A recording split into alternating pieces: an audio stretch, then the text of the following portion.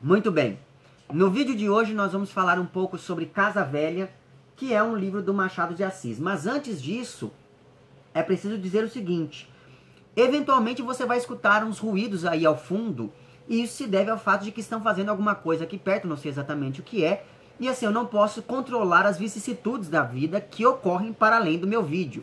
Então pode ser que de vez em quando você escute um barulho ao fundo. Eu espero que esse barulho não se interponha à minha voz e nem que você se incomode muito com ele, certo? Mas enfim, voltando aqui ao objeto da nossa conversa, Casa Velha é um livro que foi publicado originalmente no formato de folhetim entre janeiro de 1885 e fevereiro de 1886, em um periódico chamado A Estação, no qual Machado de Assis publicou outros textos que são bastante importantes dentro da obra dele, como por exemplo O Alienista ou então Quincas Borba.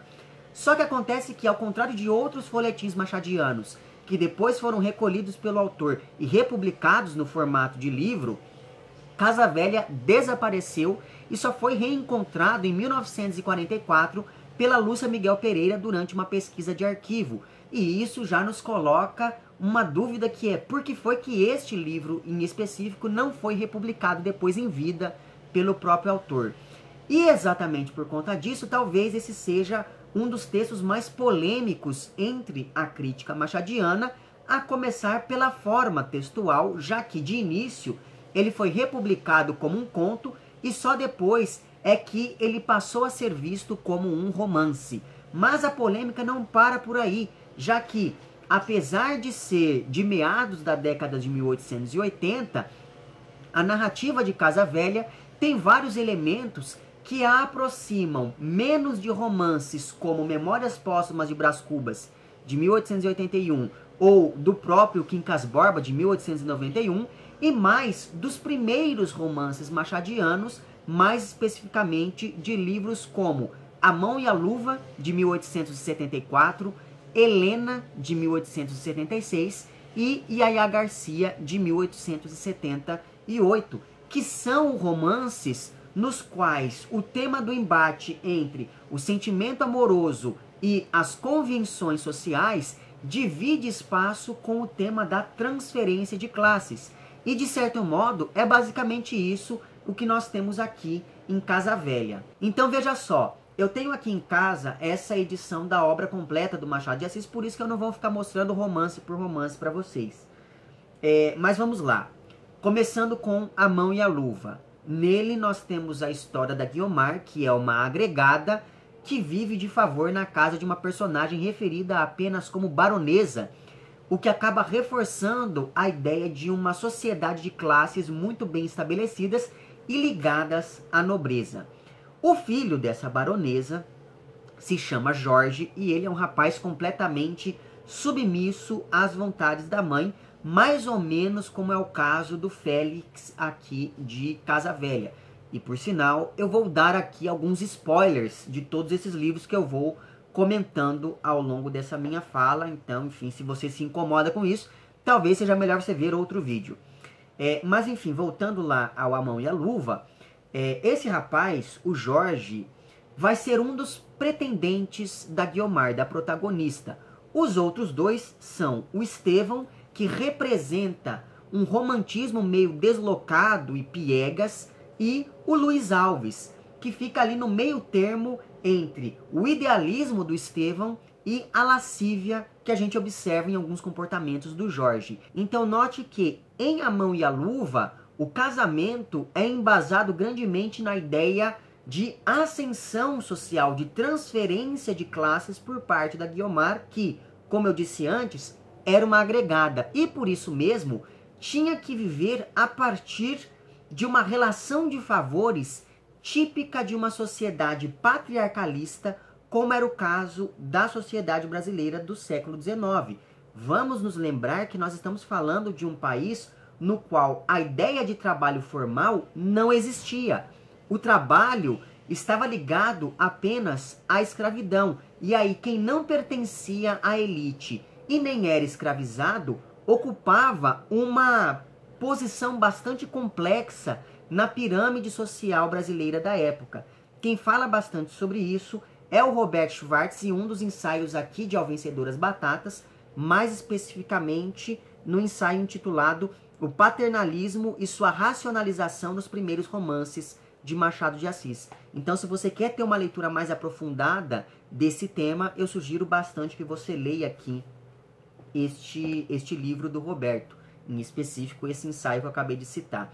E por se inserir nesse contexto no qual não havia uma noção bem estabelecida de trabalho formal, a Guiomar, como todo agregado, não podia desagradar a sua benfeitora, que, como eu disse antes, era a tal baronesa, e por isso mesmo a protagonista de A Mão e a Luva tem de usar ali de alguns subterfúgios, tem que usar sobretudo da dissimulação para fazer como o José Dias lá de Dom Casmurro e opinar obedecendo. E aí nós vamos para o romance seguinte, que é Helena, no qual a personagem título é reconhecida como a filha legítima do conselheiro Vale, que deixa em testamento digamos assim, a obrigação de sua família em aceitar essa sua filha bastarda.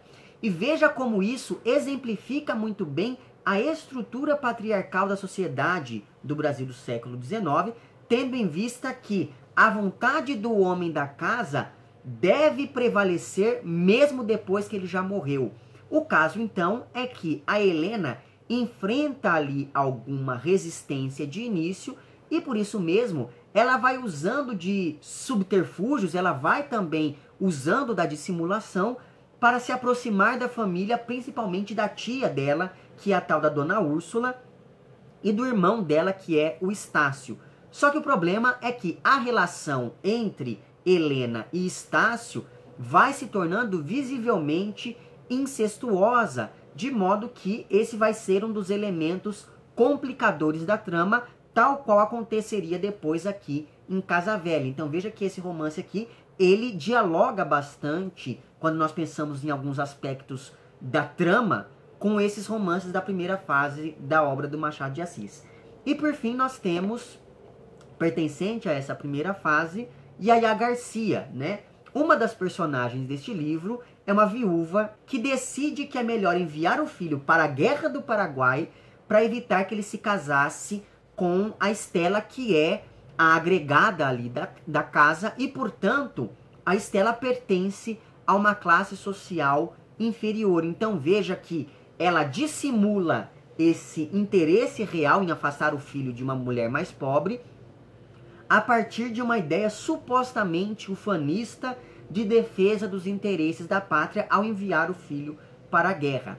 Assim como, lá em Casa Velha, a Dona Antônia acaba dissimulando o seu preconceito de classe, sugerindo que o filho não poderia se relacionar com a agregada da casa, porque os dois seriam irmãos, já que a moça seria filha bastarda do pai do rapaz, do pai do Félix, né? E além disso, assim como aconteceu antes com o Jorge lá de A Mão e a Luva, que aceitava todas as vontades da mãe, e assim como voltaria depois a acontecer aqui em Casa Velha, quando nós pensamos no Félix, como eu já disse antes, que se casa com outra moça por conveniência, seguindo ali a orientação da mãe, o filho da Valéria, de Yaya Garcia, também vai aceitar meio passivo a vontade da mãe e vai de fato lutar na Guerra do Paraguai.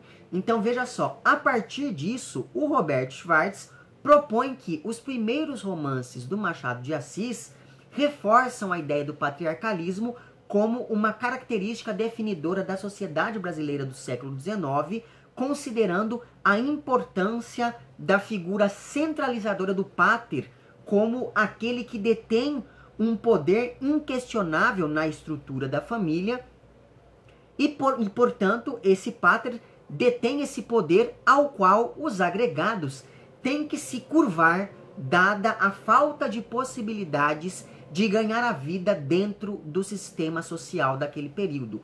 Ou seja, o homem livre tinha que viver na base dos favores alheios. Pense aí, por exemplo, no já citado José Dias lá de Dom Casmurro. E por isso mesmo, a dissimulação é parte importante na sociedade patriarcalista, e eu vou voltar a essa ideia mais adiante nesse mesmo vídeo. Outra coisa que acaba unindo Casa Velha a esses romances da primeira fase da carreira do Machado de Assis, e por sinal, vamos abrir aqui um parêntese. Quando a gente está na escola, a gente aprende que a obra do Machado de Assis é dividida em duas fases, uma romântica e uma realista. Mas veja, essa divisão ela não faz muito sentido, pensando nesses termos, na medida em que o romantismo que aparece nos romances da primeira fase do Machado de Assis é um romantismo meio fajuto. O Machado de Assis está tirando sarro do romantismo nesses seus primeiros romances. Basta pensar que, como eu já disse aqui algumas vezes, nesses livros, a relação amorosa aparece sempre com base em algum tipo de interesse que não é nem um pouco romântico, né? Então veja que, na verdade, o casamento aparece nesses primeiros romances machadianos quase que de um modo antirromântico, né? Só por isso a gente já percebe que é meio complicada essa divisão que se estabelece pensando nesses termos. O fato é que a crítica machadiana, de maneira geral, ela entra no consenso de que existe de fato essa divisão entre duas fases, mas na primeira fase, o Machado de Assis narra as coisas da perspectiva do homem livre. Então ele está olhando para a sociedade de baixo para cima, esse sujeito que quer se inserir na elite. Por outro lado, na segunda fase da obra do Machado de Assis, os narradores assumem a posição da elite, portanto, olham para a sociedade de cima para baixo, o que lhes permite fazer uma série de críticas sociais e estabelecer alguns comentários mais irônicos, mais pessimistas, exatamente porque eles têm essa visão privilegiada do que é a sociedade brasileira. Mas enfim, voltando ao que eu ia dizer, outra coisa que une Casa Velha a esses romances que eu acabei de mencionar aqui, é que em todos eles, com exceção de apenas um, a agregada acaba sempre escolhendo o trabalho como modo de se afastar da lógica dessa sociedade de favores. Só que, ao contrário das demais personagens, que ou dissimulam ou aceitam pertencer à elite por meio do casamento, a Lalau, que é a mocinha agregada aqui de Casa Velha, acaba indo por um outro caminho que eu não vou revelar aqui, evidentemente. O problema, como eu disse antes, é que a noção de trabalho formal no Brasil do século XIX era muito complicada por conta da escravidão. E é daí que vem a chamada viravolta machadiana, na medida em que o próximo passo, pensando nessa progressão narrativa, seria representar as tensões do trabalho. Mas como não havia trabalho formal fora do Estado, já que a base da economia brasileira era sustentada pela escravidão, o Machado de Assis muda a perspectiva narrativa e passa a narrar a partir do ponto de vista das elites, a partir lá do Memórias Póstumas de Brás Cubas. E essa mudança da perspectiva acaba nos explicitando uma elite que estava interessada, sobretudo, em preservar determinadas estruturas para se manter no poder. Por isso mesmo, a Lúcia Miguel Pereira, que, como eu disse, foi a estudiosa que reencontrou Casa Velha, levantou a hipótese de que este livro muito provavelmente foi escrito antes de Memórias Póstumas, mas foi arquivado pelo Machado de Assis, por algum motivo que nós não sabemos, e só foi publicado bem depois, entre 85 e 86, talvez por alguma pressão editorial para que o autor publicasse alguma coisa por contrato, enfim. E uma vez que a crítica tem a tendência de ver os romances anteriores a Memórias Póstumas como livros menores dentro da obra literária machadiana, essa leitura que foi feita de Casa Velha já nos indica que a Lúcia Miguel Pereira não viu neste livro as características e, portanto, as qualidades presentes na maturidade literária do Machado de Assis. Só com o tempo é que a crítica passou a ser mais generosa com este livro, e um exemplo disso é a leitura proposta pelo John Gladson, que diz que Casa Velha pode ser lido a partir de uma ideia de que a maturidade literária do Machado de Assis coincide com um projeto de refletir sobre a sociedade brasileira do século XIX a partir da literatura. E o John Gladstone propõe essa leitura neste livro aqui, que é um livro que eu julgo fundamental, chamado Machado de Assis, Ficção e História. Veja bem, o capítulo aqui dedicado ao Casa Velha está reproduzido nesta minha edição aqui do romance, tanto que as primeiras 40 ou 50 páginas do livro são apenas aqui dedicadas a esse texto do John Gladstone, antes da narrativa machadiana propriamente. Então, se você aí quer entrar em contato com o texto aqui desse estudioso, sem ter que comprar mais esse livro, fica aqui a sugestão de que você compre essa edição, porque nela já há esses comentários críticos bastante interessantes. Mas, enfim, não por acaso, pensando nessa leitura estabelecida pelo John Gladstone, quer dizer, que vê na maturidade literária machadiana uma tentativa de reinterpretar a história brasileira ao longo do século XIX, não por acaso, pensando nisso, então, os romances dessa maturidade literária passam a ter cada vez mais referências, muitas delas cifradas, à história do Brasil durante o século XIX. Então, por exemplo, se você pega lá o Memórias Póstumas de Brás Cubas, apesar de ter sido publicado em 1881, a narrativa começa em 1805 e vai até 1869. Aí, na sequência, nós temos aqui o Casa Velha, que, como eu disse, foi publicado entre 85 e 86, mas a narrativa se passa em 1839, que é o último ano do período regencial, marcado, então, pela postura conservadora do Araújo Lima e pela tomada da Laguna durante a Revolta dos Farrapos. Aí depois, em 1891, o Machado de Assis publica Quincas Borba, cuja narrativa se passa entre 1867 e 1871. Aí depois, na sequência, nós temos Dom Casmurro, de 1899, mas cuja narrativa se passa entre 1859 e 1872. E, finalmente, em 1904, o Machado publica Esaú e Jacó, cuja trama se desenrola entre 1871 e 1901. Não sei se você percebe, mas nesses grandes romances machadianos, o autor acaba cobrindo todos os fatos ali que aconteceram no Brasil. Quer dizer, todos os fatos é muita coisa, né? Mas ele acaba cobrindo todo o século XIX, quando nós pensamos na vida pública brasileira. Nesse sentido, não me parece à toa o fato de que, logo de início, o narrador aqui de Casa Velha já sublinhe que os eventos que ele vai contar se passaram no ano de 1839. Não só porque, como eu disse, esse foi um ano muito importante para a Revolta dos Farrapos, que, aliás, é citada indiretamente em algumas passagens do livro, mas também porque, com isso, o Machado de Assis estabelece uma relação entre o primeiro e o segundo reinado, graças à associação entre o ministro, que é o dono da Casa Velha aqui, e o Dom Pedro I, e, por outro lado, o Machado de Assis acaba estabelecendo também uma relação entre o Félix, que é filho do ministro, e o Dom Pedro II. Então veja que, por localizar essa narrativa exatamente nesse período final da regência, o Machado acaba fazendo essa comparação entre primeiro e segundo reinados.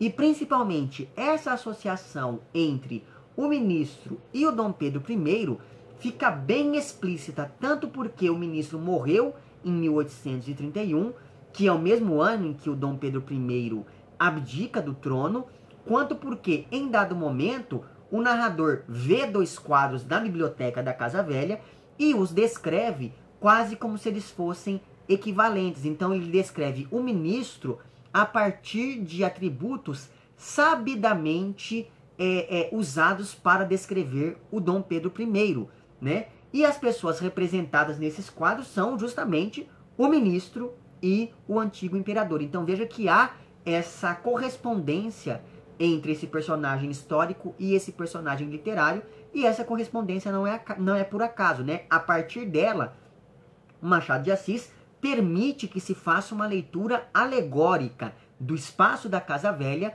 como uma espécie de microcosmo que representaria então toda a sociedade brasileira nesse período de transição.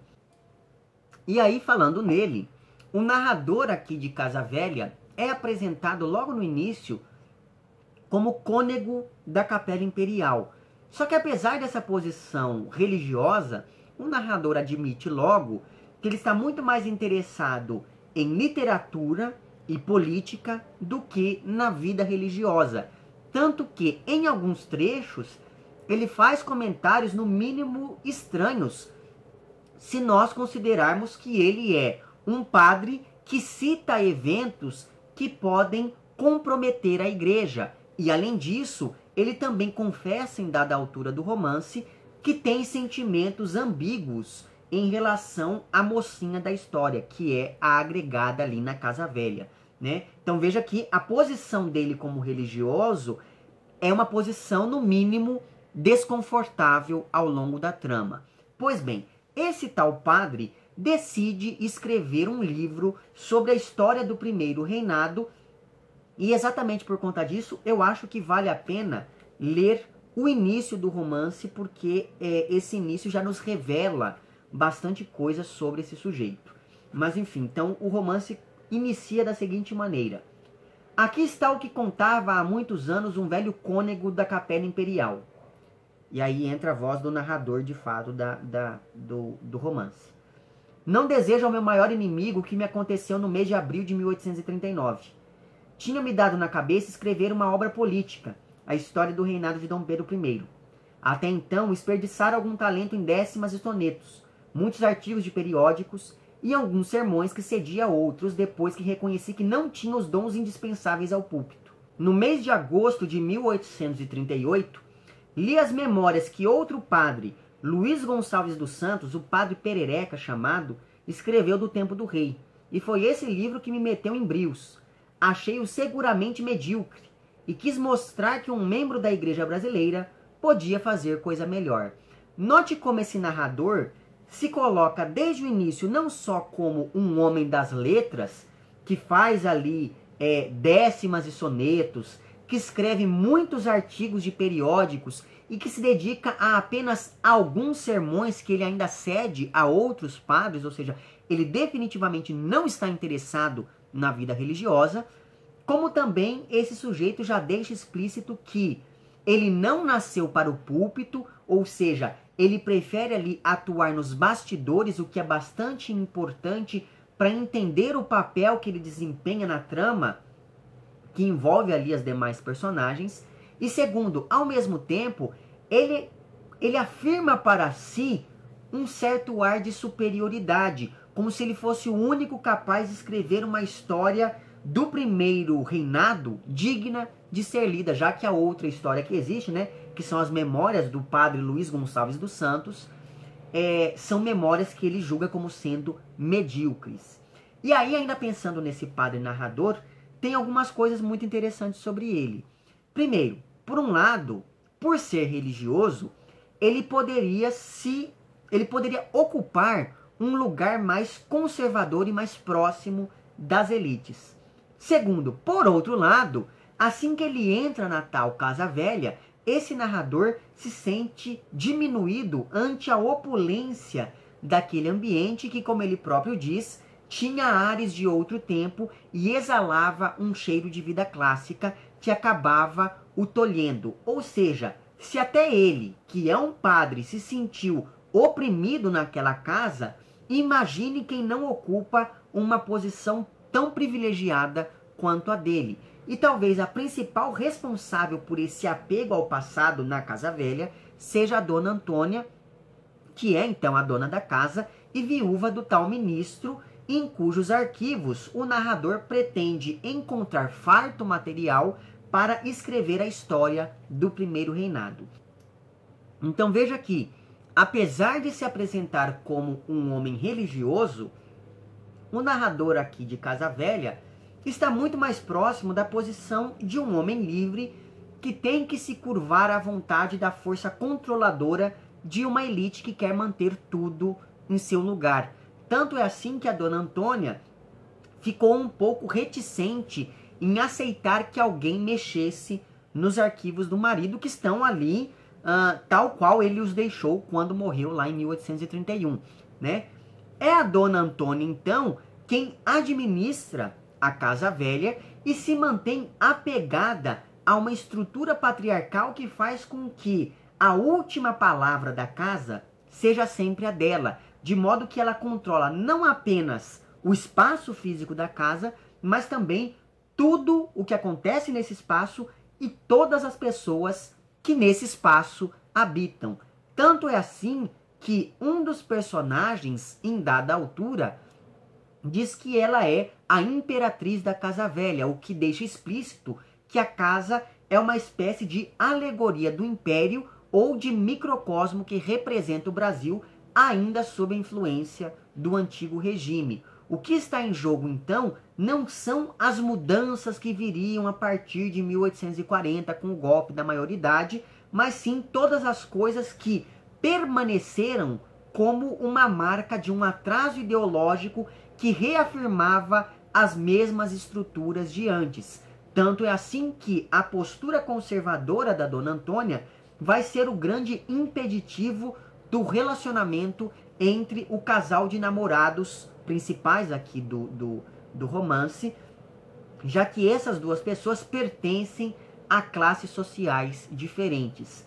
Pensando por esse lado, o fato de começar em abril de 1839 coloca a narrativa no período que coincide com o governo do regente Araújo Lima, que ficou no poder de 1837 a 1840, e que era um cara bastante ligado ao Partido Conservador e às oligarquias rurais que, enfim, estavam brigando contra os vários revoltosos, não só do Sul, quando nós pensamos na revolta dos farrapos, mas também no Maranhão, quando nós pensamos na Balaiada, na Bahia, quando nós pensamos na revolta dos malês, e por aí vai. E essa postura conservadora da elite aparece explicitamente na fala do coronel Raimundo, que vai visitar a Casa Velha em dada altura do romance, e que diz que o governo imperial deveria ser mais enérgico contra esses movimentos separatistas que estavam acontecendo de norte a sul do Brasil. Pois muito bem, o filho da dona Antônia é um verdadeiro bom vivant chamado Félix, que serve como crítica a uma oligarquia que, se por um lado era bastante segura de si, por outro era bastante ociosa e não tinha quaisquer projetos de futuro ou maiores ambições do que se manter no poder às custas do trabalho alheio.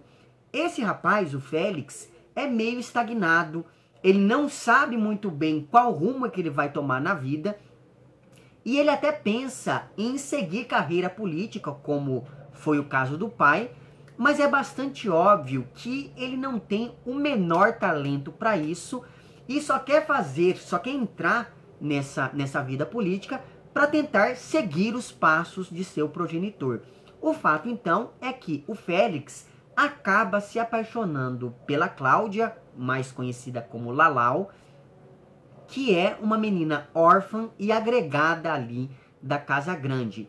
E aqui nós temos o grande complicador dessa trama romântica no livro, já que, mesmo tendo criado a Lalau como seria criada uma filha, a dona Antônia se opõe ao relacionamento do filho para com essa moça, uma vez que eles pertencem a classes sociais diferentes. Não interessa que a Lalau tenha recebido a educação que uma moça rica de sua época receberia. Ainda assim, ela continua sendo uma moça pobre e, portanto, a dona Antônia não quer que ela se relacione de maneira alguma com seu filho. E é isso que vai fazer com que, usando da dissimulação para não ter que revelar o que realmente a incomoda nesse possível relacionamento entre os dois, a dona Antônia acaba recorrendo a consequências extremas para tentar separar esse casal. No caso, ela acaba sugerindo que os dois eram irmãos, o que tornaria impossível o relacionamento entre eles aos olhos da igreja. E veja bem, a preocupação da dona Antônia aqui é em colocar o padre contra esse relacionamento, uma vez que, antes disso, o padre narrador estava inclinado a aceitar o relacionamento dos dois, a despeito dessa diferença de classes entre Félix e Lalau. O que acaba demonstrando que, de certa maneira, esse padre era muito mais liberal do que a Dona Antônia. E a despeito, e o padre ele estava ali inclinado a aceitar esse relacionamento entre os jovenzinhos, a despeito também do fato de que esse narrador admite em dada altura que ele tem sentimentos ambíguos para com a pobre da Lalau, ainda que de início ele disfarce esses sentimentos dizendo que só estava preocupado com a moça, quando na verdade o que acontece é que o padre narrador estava gostando da agregada da Casa Grande. Quanto a Lalau, há algumas coisas importantes sobre ela. Primeiro, a Lalau nasceu em 1822 e ficou órfã em 1831, anos que coincidem respectivamente com a independência do Brasil e com o fim do primeiro reinado. Talvez por isso mesmo, apesar de ser muito querida pela Dona Antônia e por todo mundo ali que a conhece, essa personagem seja o completo oposto de todo aquele conservadorismo da Casa Velha, que, diga-se de passagem, foi construída pelo avô da Dona Antônia no final do século XVIII. E se a casa tem esses ares de outro tempo, como eu disse antes, a dona da casa também os tem, na medida em que a Antônia se confunde em vários momentos com a Casa Velha, já que ela mesma admite com muito orgulho que quase nunca saiu daquele lugar. Então veja que nós estamos falando aqui de um espaço que tem uma relação muito forte com o passado, de modo a preservá-lo. Tanto que a casa tem duas entradas, uma para as pessoas livres e outra para os escravizados, o que me fez pensar bastante naqueles prédios que tem o elevador para funcionários, o elevador social. Além disso, nessa Casa Velha, nas dependências da Casa Velha, há também uma pequena capela ao fundo da qual está enterrado ali o cadáver do ministro. Ou seja, veja que tamanho é o apego dessa casa ao passado, dos habitantes dessa casa ao passado, que mesmo o antigo proprietário, ele vive ali ainda nas dependências desse espaço. E essa postura conservadora fica bem explícita em um momento em que a Dona Antônia faz uma crítica velada ao Padre Feijó. Porque em dada altura do romance, ela diz uma coisa parecida com: não sei que ideias entraram por aqui depois de 31. E aí você pode pensar nisso como sendo, olha, em 31 o ministro morreu e depois disso as coisas começaram a ficar fora do lugar na Casa Velha. Ou então você pode entender essa referência como algo que tem a ver com o Padre Feijó. Porque veja bem o seguinte, para quem não sabe, Padre Feijó foi um dos regentes durante esse período em que Dom Pedro II ainda não era maior de idade. E em 7 de novembro de 1831, o Padre Feijó sancionou uma lei que deixava livres os escravizados que chegavam ao Brasil, para assim tentar frear um pouco o tráfico negreiro graças à pressão da Inglaterra. Então veja só, a partir do momento em que a Dona Antônia faz essa crítica ao Padre Feijó, isso acaba colocando essa personagem, ou melhor dizendo, isso acaba confirmando nessa personagem uma postura conservadora de alguém que queria que as coisas permanecessem como sempre foram. Então, se sempre houve essa relação entre senhor de terras e escravizado, era preciso que isso continuasse para se manter as estruturas da sociedade. Então veja, essa mulher é tão conservadora que até um cônego da Capela Imperial se apresenta como alguém mais liberal do que ela. Mas, por outro lado, nós não podemos aceitar isso muito às pressas, porque isso pode ser mais uma das manipulações desse narrador, na medida em que, sendo ele um padre, ele também estava muito mais próximo de uma ideologia conservadora do que de uma ideologia liberal. Mas, no fim das contas, fica bem claro que havia pouca diferença entre conservadores e liberais no período da regência, porque ambos os partidos serviam aos interesses da elite, que era a mesma em qualquer circunstância que se apresentasse. Mas enfim, voltando a Lalau, veja, a segunda coisa importante sobre essa personagem é que ela acaba rompendo com tudo isso ao estabelecer um vínculo entre a elite e os escravizados. E esse vínculo fica muito explícito em uma cena em específico na qual a Lalau está conversando ali com um velho escravizado pela família, e esse senhor tem fama de louco, e por isso mesmo, quando ele não é ignorado, ele acaba sendo perseguido pelas outras pessoas. Sabendo disso, então, a Lalau defende esse senhor de duas crianças que estavam ali perseguindo o pobre coitado, e nesse mesmo momento chega ali o Félix, e a aproximação entre os dois acaba compondo um quadro muito interessante, no qual, por causa dela, o filho do dono da casa acaba se aproximando dessas crianças escravizadas com algum tipo de afeto. Ou seja, a Lalau, ela conseguia se comportar tanto diante dos escravizados quanto diante de um membro da elite. Mas não só por isso o comportamento da Lalau acaba chocando as pessoas da Casa Velha. Porque no fim do romance, quando ela decide tomar um rumo para a própria vida, e com isso contraria a vontade da Dona Antônia, essa moça acaba demonstrando ter um orgulho e um apego muito forte à memória da mãe. E com isso, ela acaba rompendo um pouco com a fórmula dos romances românticos e nos oferecendo uma solução socialmente conservadora para um problema que surge ali ao longo da trama. E foi por isso que antes eu falei para vocês que, independente de uma postura liberal ou conservadora, no fim das contas, o resultado é sempre o mesmo. Daí é que vem essa postura meio pessimista que a gente associa às obras da maturidade do Machado de Assis. E, na verdade, essa é só mais uma rasura a essa fórmula do romance romântico que o Machado estabelece aqui em Casa Velha, já que mesmo o tema da relação incestuosa que aparece com alguma frequência nesse tipo de narrativa, aqui em Casa Velha, esse tema da relação incestuosa fica só no plano das aparências, já que tudo não passa de uma invenção da Dona Antônia para afastar Félix e Lalau. O problema é que nesse meio tempo, o narrador acaba encontrando ali no arquivo do ministro um bilhete que muda um pouco o rumo das coisas, mas aí eu não vou entrar em maiores detalhes, porque afinal de contas, eu não vou revelar tudo da história aqui para vocês, né?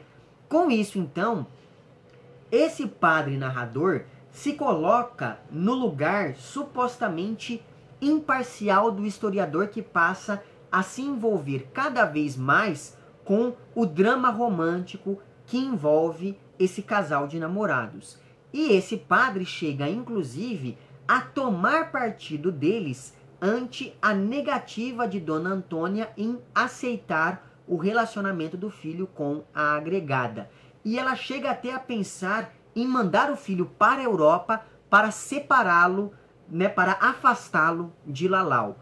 Porém, como eu já disse antes, apesar dessa cumplicidade, o padre admite em dada altura que ele está gostando da moça, o que talvez explique o fato de que quando a Dona Antônia sugere uma relação incestuosa entre o filho e a agregada, não é ela quem dá a sentença, não é ela que pronuncia as palavras, olha, eles não podem ficar juntos porque eles são irmãos, né?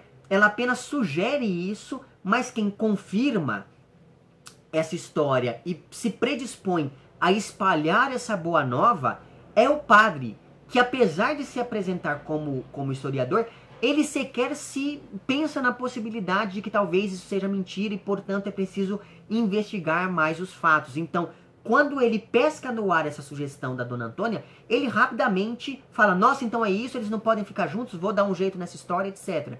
Nem por um momento ele pensa que talvez seja tudo uma invenção. E eu digo que talvez esse sentimento do padre explique o porquê de ele não ter questionado a história da Dona Antônia, porque o Machado de Assis deixa isso em aberto. Então a gente não sabe se ele falou, se ele aceitou essa versão, porque realmente ele se espantou com essa possibilidade de acabar dando a bênção a um casal de irmãos, ou se na verdade ele aceitou tudo isso porque ele sente ciúmes da moça. Ciúmes que, aliás, ele demonstra sentir em vários trechos da narrativa.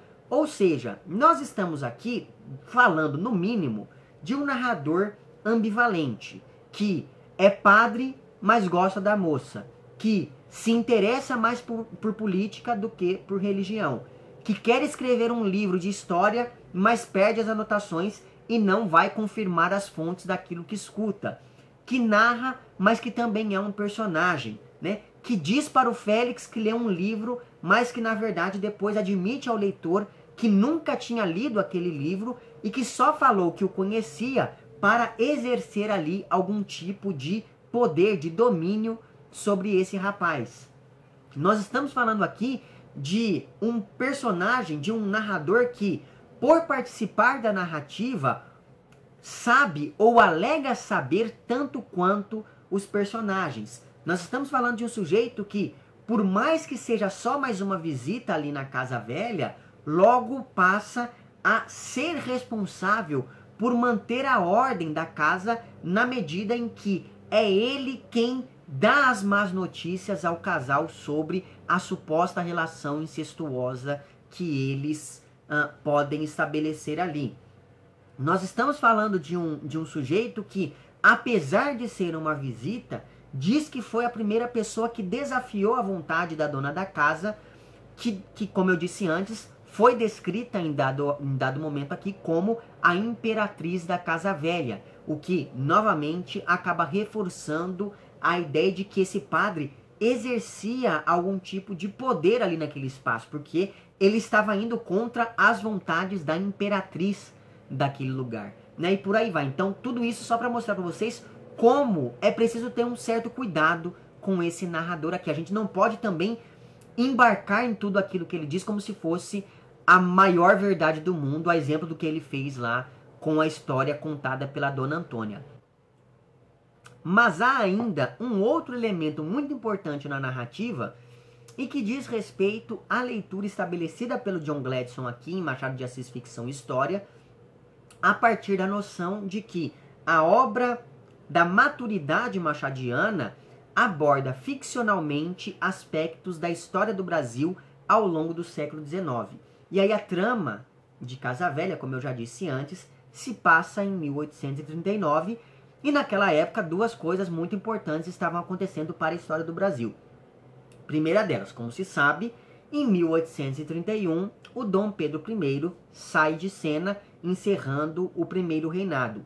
E esse é o mesmo ano em que, no romance, o ministro, pai do Félix, morre, o que fortalece a relação de equivalência entre o ministro e o imperador. Mas enfim, voltando. Teoricamente, quem deveria assumir o trono depois da saída do Dom Pedro I seria o Dom Pedro II, que na época ainda era menor de idade. Por isso mesmo, se inicia o período conhecido como regência, que vai então de 31 a 1840. Pois bem, na época em que se passam as ações de Casa Velha, o regente era o Araújo Lima, que governou, como eu já disse, entre 1837 a 1840, que foi o ano em que o Partido Liberal articulou o chamado golpe da maioridade, já que o Araújo Lima era um cara ligado ao Partido Conservador. O segundo elemento importante no contexto histórico aqui de Casa Velha, e que aparece bastante no romance, é a Revolta dos Farrapos, que talvez tenha sido um dos movimentos separatistas mais importantes que aconteceram durante a regência. Ocorre que a Dona Antônia tem relações com pessoas que moram no Rio Grande do Sul.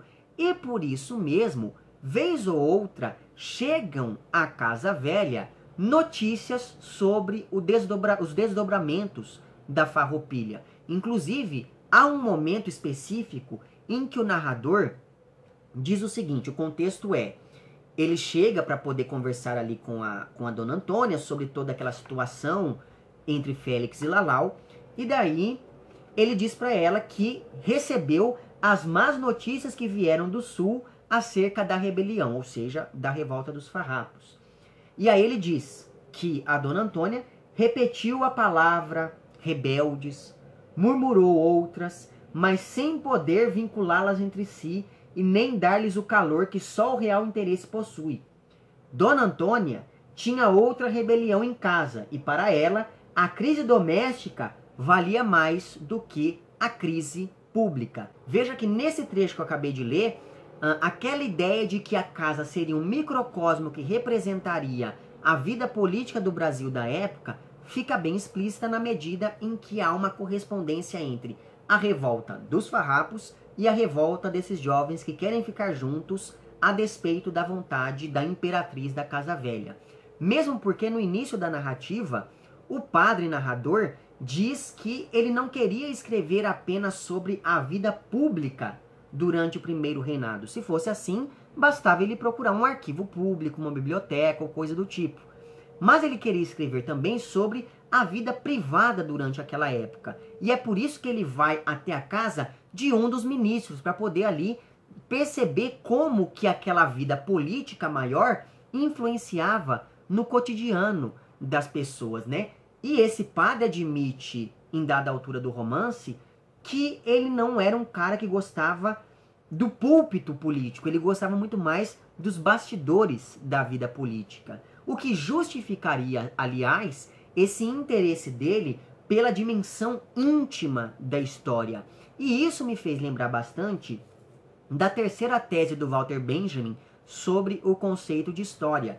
Eu tenho aqui esse livro chamado Walter Benjamin, Aviso de Incêndio, uma leitura das teses sobre o conceito de história, do Michael Lowy, ou algo do tipo. É um livro que é publicado pela editora Boitempo. E aí na página 54, em que há a transcrição dessa terceira tese sobre o conceito de história, lê-se o seguinte, diz então a terceira tese. O cronista, ou seja, o historiador, que narra profusamente os acontecimentos, sem distinguir grandes e pequenos, leva com isso a verdade de que nada do que alguma vez aconteceu pode ser dado por perdido para a história. Certamente, só à humanidade redimida cabe o passado em sua inteireza. E daí essa terceira tese continua. Veja só, então aqui nós temos essa ideia proposta pelo Walter Benjamin de que o historiador deve narrar sem distinguir acontecimentos grandes e pequenos da história. Né? Agora, veja que curiosa essa passagem aqui de Casa Velha, isso está na página 72, durante uma conversa que o padre narrador tem com a Dona Antônia assim que ele chega na Casa Velha. E aí ele diz o seguinte, a Dona Antônia será para ele o melhor livro, o livro mais íntimo, porque ele espera que ela lhe conte algumas coisas que hão de ter ficado escondidas. As histórias fazem-se em parte com as notícias pessoais. Tudo pode ser político, minha senhora. Uma anedota, um dito, qualquer coisa de nada pode valer muito. Então veja só que eu acho muito interessante como nessa passagem aqui o Machado de Assis demonstra essa visão muito curiosa sobre o que é o discurso histórico. O fato, então, é que essa relação entre a Casa Velha e a história do Brasil se fortalece ainda mais quando a gente pensa que, naquela época, o país oscilava entre dois modelos diferentes de organização social. Por um lado, havia ali o início da formação de uma sociedade de classes, mas por outro, havia a permanência daquela velha sociedade cujas bases se estabeleceram ainda durante a colonização. Então, no caso aqui do romance, de um lado nós temos a Lalau como representante dessa sociedade de classes moderna e, por outro lado, nós temos a Dona Antônia, que ainda está muito ligada àquele passado da nobreza. Por isso mesmo, a Dona Antônia, com vistas a preservar a nobreza da família e considerando que o casamento é, antes de mais nada, um negócio e, portanto, deve ser rentável, decide que é mais interessante que o filho se case com a neta de uma baronesa que mora justamente no sul. E é daí que vem essas notícias sobre a revolta dos farrapos. Essa moça com quem a dona Antônia pretende que seu filho se case é chamada de Sinhazinha, o que mais uma vez reforça essa ideia da nobreza. E essa moça possui vários bens que poderiam aumentar ainda mais a fortuna da família, demonstrando que não há aqui espaço para essa ideia de um casamento movido apenas pelo interesse romântico. Por algum motivo que eu não sei muito bem qual é, os últimos 3 minutos desse vídeo desapareceram. Então cá estou eu novamente, só para poder regravá-los aqui, uma vez que eu já estava a ponto de concluir os meus comentários sobre Casa Velha do Machado de Assis.